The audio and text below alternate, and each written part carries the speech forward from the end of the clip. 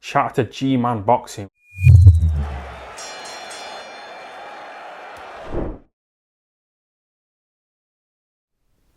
Demetrius Andrade defends his WBO World Middleweight title this Saturday against Liam Williams. Now, this is a fight that I'm really looking forward to. I'm happy that it's going to be on at a reasonable time, over here in the UK and Ireland, because I think it's going to be 11 o'clock ring walk time, which is very good. It means that, we're not staying up until stupid o'clock in the morning. This is going to be a good fight. I really do believe this is going to be a very good fight. It's a very competitive fight. Liam Williams, since the back-to-back losses to Liam Smith, he's moved up in weight to 160 pounds. He's won every fight by knockout. He's been looking devastating. He's been looking powerful. He's just seemingly been a different fighter since those two losses. Demetrius Andrade, he won his first world title at 154 pounds. He obviously moved up to middleweight in 2018. He was meant to take on Billy Joe Saunders. That fight didn't take place. He went on to win the vacant title against Cowan Dakwa. He's defended it against, the people they put in front of him, but they haven't exactly been the best in the division. Selecki, Akabov, Keeler, they've not been stellar names. Right, that's fair to say. Demetrius Andrade is actually 33 years old. I actually thought he was younger than that. I really did. I thought he was only 30, 31. He has been around a while. All right. I remember his fight with Brian Rose was in 2014. He fought Brian Rose in 2013. So he has been around a while. All right. Liam Williams, as I said, he pretty much campaigned at domestic level in the UK till he stepped up to fight Liam Smith. He lost both those fights, went back down to domestic level at middleweight. Now he's making a jump up to world level. All right. So this is on paper. This is an interesting fight. Right. They have a common opponent in Atlantis Fox, Demetrius Andrade beat Atlantis Fox in 2017 on a 12-round UD. Liam Williams absolutely walked straight through Atlantis Fox. Interestingly, Atlantis Fox has stated that Liam Williams, in his opinion, he's been in there with both, is the harder puncher out of the two. Alright, which is interesting. Demetrius Andrade is known for being a very good boxer, being a good long-range boxer, very slick, has a good right jab and a very good straight left hand. Demetrius Andrade is a switch hitter. He, I believe, is naturally right-handed, but he chooses to fight out of the southpaw stance. However, he can switch it up and he can fight orthodox when needs be. He is very much a fighter who fights with rhythm. When Demetrius Andrade is really flowing, there's been a few times where he's really been in a flow. Atlantis Fox was one of them fights. Although he got dropped, it wasn't really a knockdown. He pretty much controlled that fight. Brian Rose was another fight where Demetrius Andrade really was in a rhythm, and Willie Nelson. They're fights that come to mind when you think of Demetrius Andrade boxing in a rhythm, where he just looked absolutely fantastic. He looked just to have everything his own way. A criticism that I have with Demetrius Andrade is that whilst I believe he has respectable power, I don't think he's a devastating puncher by any stretch of the imagination. He lets fights go on a bit longer than they need to. Like, if you look at the Luke Keeler fight, realistically, with the greatest respect to Luke Keeler, that fight should have been over within 3 rounds. It went 9 rounds. Demetrius Andrade was not stepping on the gas. He was sloppy when he did, and he let that fight go on a bit longer than it needed to be. Against Willie Nelson, that fight could have been over, again, in the first 3 rounds. He let that fight drag right the way on up until the 12th round. That's a common critique I have with him, that he seems to not to say lack that killer instinct, but I guess that's the best way I can put it. He does seem to lack that killer instinct, that he's happy to just let his boxing do the talking as opposed to going in and trying to, take these guys out where he really could. And at the end of the day, boxing's unpredictable no matter what weight division you're in. If you get lackadaisical in a fight that you're comfortably winning and you could have stopped the guy earlier, you could end up walking onto something and getting clipped. Liam Williams is a pressure fighter. He's got a very good jab when he uses it.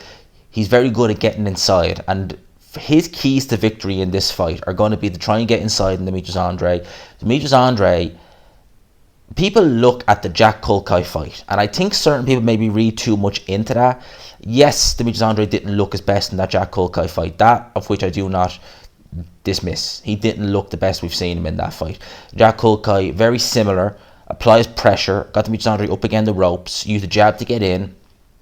Very similar.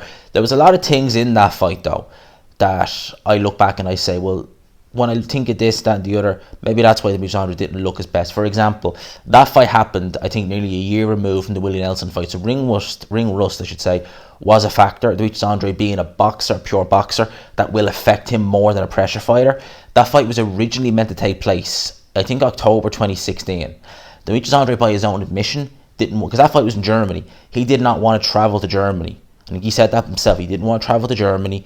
So I think he was worried about decisions, because at the time, Germany was known as a place where it was very hard to get a decision. I think that was on a Sauerland show.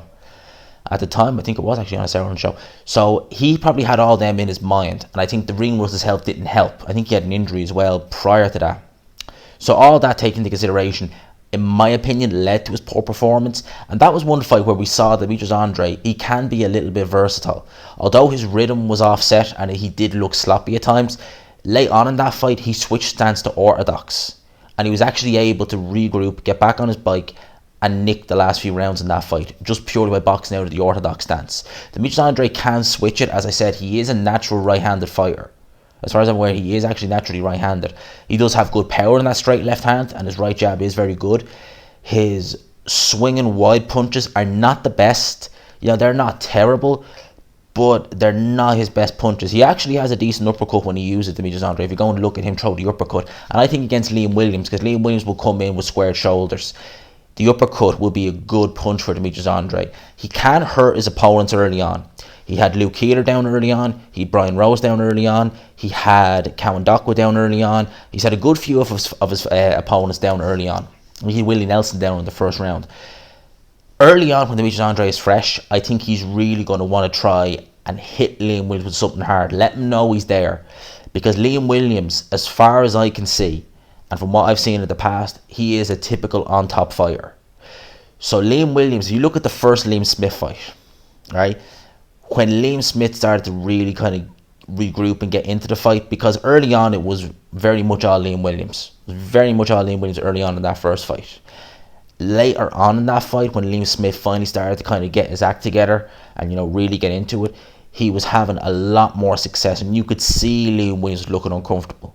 You know, when the headbutt went in and the referee ruled it as a punch, and it was a bad cut, you could see that Liam Williams wasn't, I don't want to say he wasn't unhappy, but you could see that it wasn't devastating to him that, you know, he lost this fight. He was kind of almost like, it was almost like it was getting on top of him. In the rematch, he had a point to prove. It was a close fight. I thought Liam Smith did enough to nick it, but it was definitely a close competitive fight. But you can see that Liam Williams is a bit of a, he's, the best way I can say, he's almost like a bit of a bully in there. You know, he really is an on-top fighter. He likes being the aggressor. He likes having things his own way. When he, a bit like Demetrius, if you take him out of the rhythm, when you really put it on him, he tends to come apart a bit. You know, I don't want to say come apart, but he tends to really not like it, get a bit uncomfy in there.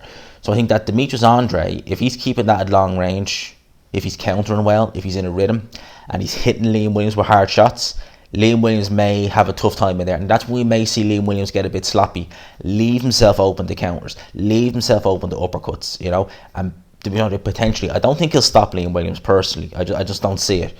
But I think he'll definitely be able to hurt Liam Williams, maybe hurt him several times, and be able to pick up these rounds. Liam Williams, as I said, he's going to want to use a jab to get inside. He's going to want to back Demetrius Andrade up against the ropes. Demetrius Andrade is a mover, keeps things at long range. He's got quite good movement. He will need to target Demetrius Andrade's body. Liam Williams likes to go to the head. Andrade's head's going to be moving. You're going to want to take his legs away. Go, bang that body, take them legs away, slow the legs up. When you slow the legs up, the head will soon follow. Invest early in the body. Try and get him up against the rope as much as you can. In terms of who the physically stronger is, it's very hard to say because they're both coming up from 154 pounds. Liam Williams definitely seems to be the stockier of the two, but Demetrius Andrade is definitely the taller. I would say Demetrius Andrade is probably the naturally bigger of the two, but it's very hard to say. They're both coming up from 154 pounds. They both moved up pretty much the same time, so it's very hard to say who necessarily is the bigger. They may very well be the same in terms of physical strength, but I have to give a prediction on this fight. Before I give my prediction, what I will say, I'm not leaving you in suspense by the way, but I'm just saying, I've rated Demetrius Andrade very highly on this channel. If you've ever watched any videos I've done on him, you'll know I've rated this man very highly for a long time. Alright? He is not infallible to criticism.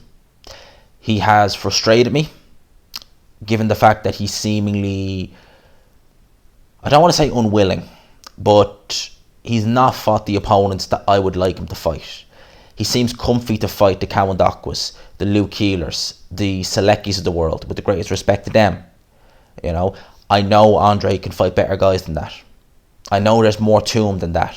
I know he can perform better than he's done in the past. You know, the Luke Keeler performance, even though he won every round, with the greatest respect to Luke Keeler, he was the far superior fighter. So I feel as though Demetrius Andrade needs this fight to be his coming out party. Because his best win is probably Vanes Martirosyan. He needs this fight to be his coming out party, show that yes, I am a middleweight champion, yes, I am good enough to hang with these guys at world level, and yes, I deserve a big fight. I think Demetrius Andrade is going to win this fight on points.